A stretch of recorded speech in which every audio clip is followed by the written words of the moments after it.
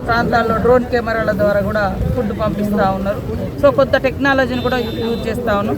Military హెలికాప్టర్లు కూడా అందుబాటులోకి తీసుకొచ్చి పెట్టడం జరిగింది. ఇది అర్ధరాత్రి అయ్యేసరికి కొంత మనకు టైం కూడా లేకుంటుండే, అట్లా అయినా కూడా ఎక్కడికక్కడ వాటరు అవి లేకుండా కొంత జేసీబీలు అవి పెట్టి అన్ని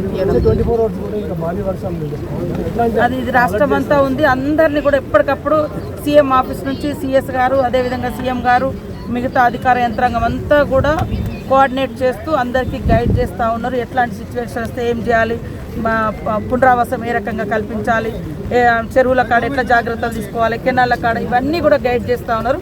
అందుకని అందరు అధికారులు ఆ డ్యూటీలో ఉండాలనేది మేము వారికి ఆదేశించాం.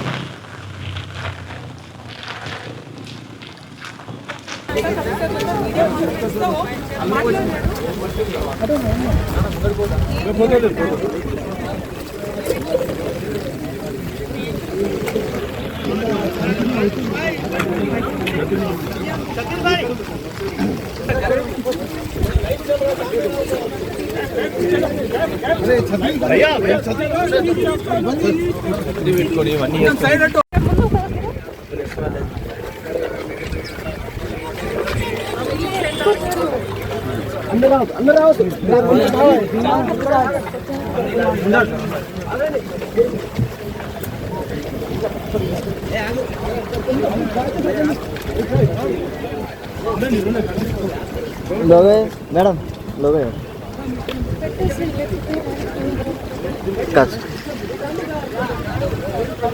అన్న కొంచెం సైడ్.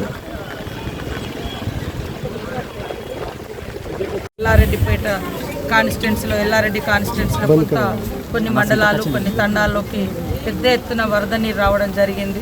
తెల్లారి వరకు అంతా కూడా ఒక బీభత్సమైనటువంటి వాతావరణం ఏర్పడేది. అయినప్పటికీ అధికారులు, ఇటు మా యంత్రాంగం, మా ముఖ్యమంత్రి గారు, మేము ఎప్పటికప్పుడు ఇక్కడ ఉన్నటువంటి యంత్రాంగంతో కోఆర్డినేట్ చేస్తూ మరి అందరినీ కూడా సురక్షితమైన ప్రాంతాలకు తరలించడం జరిగింది. ఒక బాధాకరమైనటువంటి విషయం ఏంటంటే ఆ ఇంట్లో ఉన్నటువంటి ఒక ఎంబీబీఎస్ డాక్టరు, మరొక ఇద్దరు మెంబర్స్ చనిపోవడము చాలా బాధాకరం. వారి కుటుంబాలను కూడా ముఖ్యమంత్రి ఆదుకుంటామని హామీ ఇవ్వడం జరిగింది. ఈ మిగతా ఎంత నష్టం జరిగిందో వాటిని కూడా అంచనా వేసే విధంగా ఇప్పుడు కామారెడ్డి కలెక్టరేట్లో అధికారులను పిలిచి రివ్యూ చేసి వారికి కూడా ఆదేశించడం జరుగుతుంది. ప్రజలు ఎవరు కూడా ఆందోళన చెందకుండా ఈ టైంలో మనోనిబ్బరంతో ధైర్యంగా ఉండాలని, సేమ్ టైంలో జాగ్రత్తగా ఉండడం అనేది చాలా అవసరము. వాస్తవానికి ఇటు ఈ వాగొడ్డెంబటి ఉన్నటువంటి మరి కాలనీలు రెండు చాలా తీవ్రమైనటువంటి ముంపునకు గురవడం జరిగింది. వాళ్ళకు కూడా నిన్నటి నుంచి ఇక్కడటువంటి యంత్రాంగం, కలెక్టర్, రెవెన్యూ కానీ, అదేవిధంగా పోలీసు అధికారులు కానీ, స్థానిక సంస్థలు, వ్యక్తులు, మా వివిధ రాజకీయ పార్టీలు అందరూ కూడా వాటరు అట్లాంటివి కూడా సప్లై చేస్తూ ఉన్నారు. ఇలాంటి కష్టకాలంలో రాజకీయాలకు అతీతంగా అన్నీ పక్కన పెట్టి ఈ కష్టకాలం నుంచి పబ్లిక్ను బయటికి తీసుకురావడం అనేది మనందరి మీద ఉన్నటువంటి బాధ్యత. తప్పకుండా మేము ఒకటే చెప్తా ఉన్నాం, ఇట్లా లోతట్టు ప్రాంతాలలో నైట్ పూట ఉండడం కూడా అంత క్షేమకరం కాదు, మన అదృష్టం. ఎందుకంటే ఆ వరద ఉధృతికి కార్లే కొట్టుకుపోయినటువంటి పరిస్థితి. ఎవరైనా పబ్లిక్ ఇంకా బయటకు వచ్చి ఉంటుంటే ఇంకా పెద్ద డ్యామేజ్ జరిగేది. సో దీన్ని ఖచ్చితంగా ముఖ్యమంత్రి గారు మాతో కూడా మాట్లాడి ఈరోజు పొద్దున అవన్నీ ప్రజలకు ధైర్యం చెప్పండి, ఆందోళన చెందొద్దు, మేము కూడా వస్తాం, చూసి వాళ్ళకు ఇబ్బంది జరిగినటువంటి అన్నీ కూడా అంచనా వేసి వాళ్ళకు ఆదుకుంటామని కూడా. సీఎం గారు రివ్యూ ఉండదు, ఎందుకంటే చాలా చోట్ల ఉంది.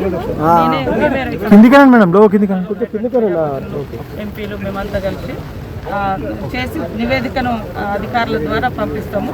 వారు ఇక్కడికి వచ్చి పబ్లిక్తో కొంత ఇంటరాక్ట్ అవ్వడం, సిచ్యువేషన్ బట్టి ఒక 5-6 ఏరియాలు తిరగాలని ఆలోచన.